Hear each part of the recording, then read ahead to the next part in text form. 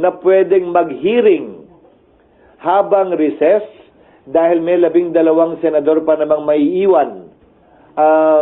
Natatawid hanggang 2028 pa ang termino, kabilang ako. 12 lamang naman ang matatap.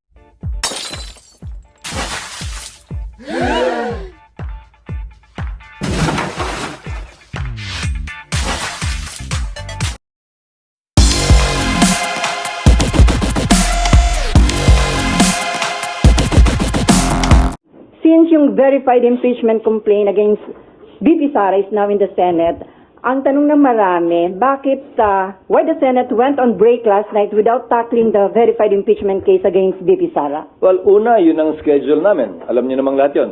Na huling araw namin kahapon, magbe-break talaga kami at magre-resume matapos ang halalan sa June 2. Walang rason para magbago o baguhin yun kahapon. Napakinggan ko si Myla kahapon, si Myla. Tinatanong si Senator Pimentel, bakit daw walang nagtanong? Sasagutin ko yun. Trabaho ko bilang Senate President, sagutin o presiding officer, sagutin anumang katanungan na ibabato sa plenaryo. Pero hindi ko trabahong tanungin yung mga miyembro kung bakit hindi sila nagtanong at anong nasa isip nila, ba't hindi sila nagtanong. Fact is, walang nagtanong dahil hindi pa naman officially informed Senado, ang plenaryo, kaugnay sa paghahain ng impeachment complaint dahil dadaan pa ito sa isang proseso sang-ayon sa rules at practice at procedure ng Senado kaugnay ng mga impeachment complaints. So, sir, mali yung impression na parang may napag-usapan ba na wag itong itackle sa Senate plenary? Walang caucus na naganap, walang usapang naganap sa pagitan ng mga miyembro ng Senado kaugnay nito o kaugnay ng anumang bagay. Bago kami nag-adjourn kahapon, nung Martes, nung Lunes, kahit nung nagdaang linggo, wala kaming pagpupulong na formal kaugnay nito. So what will happen now on the articles of impeachment? As Senate President, it's your call, di ba, sir? So what is your plan? Isa-isayin muna natin. Sang-ayon sa rules ng Senado, kapag kami inihaing articles of impeachment or complaint or resolution on impeachment sa Senado, the Senate President, nakalagay sa rules namin, shall take proper order of the subject of impeachment. And ano bang ibig sabihin ng shall take proper order of the subject of impeachment? Hindi nung impeachment complaint, hindi nung impeachment, but the subject of impeachment. Ibig sabihin nun, kailangan isaayos muna ng Senate President ang Senado para sa pag-conduct ng isang pagdinig o trial.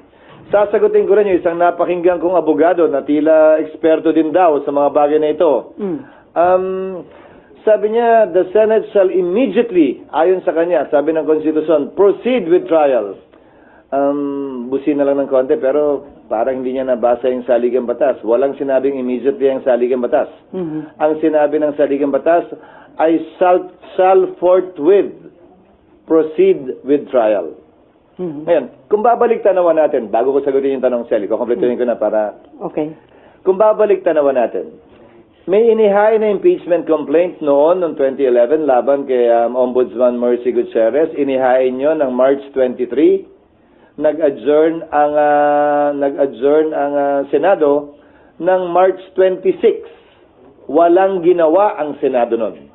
Nagsimula ang trial May 19.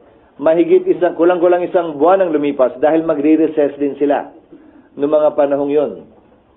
Kung maalala nyo ang impeachment ni dating Chief Justice Corona, ng yumaong dating Chief Justice na si Corona, final ang impeachment complaint ng December 13, nag-trial po sila January 19. So kung susuriin nyo, base sa President yung salitang forthwith, hindi naman po ibig sabihin nun kinaumagahan, agad-agad, dali-dali.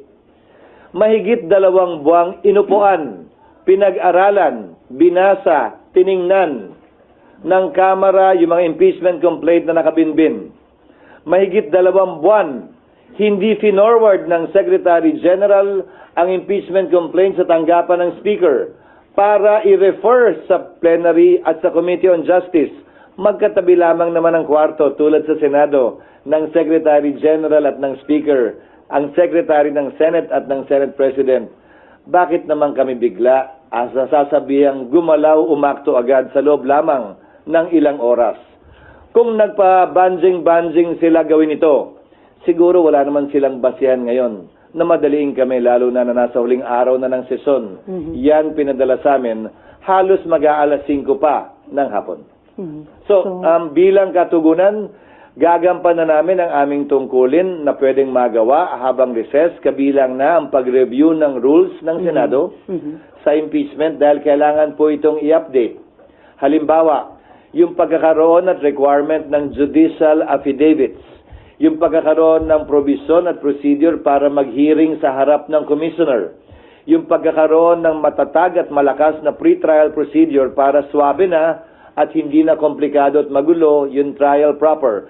Ito ay mga bagong procedure sa rules of court na pumasok bago po namin itinalaga yung aming rules of impeachment noon na kailangan po naming baguhin.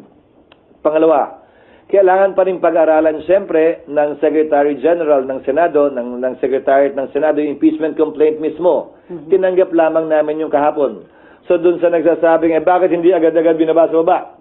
May trabaho po kaming kailangan gampanan. Halimbawa, sang-ayon po kasi sa e-commerce law at sa e-gov law, pwede naman maglagay ng e-signature.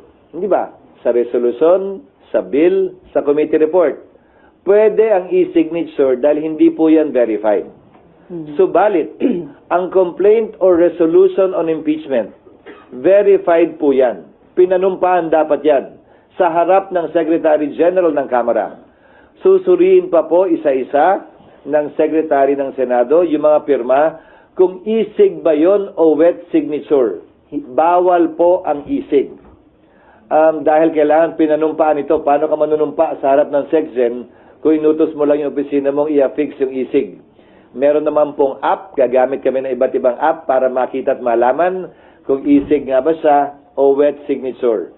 Para matiyak na yung bilang talaga ay sapat dun sa 1/3 para mag-comply dun sa direct filing sa Senado. Mga halimbawa lamang ito na mga dapat pang gawin at gampanan ng Senado. At bilang panghuling sagot, para mag-convene ang impeachment court, kailangan may sesyon ang Senado. Okay. Para manumpa ang impeachment judges, kailangan may sesyon ang Senado.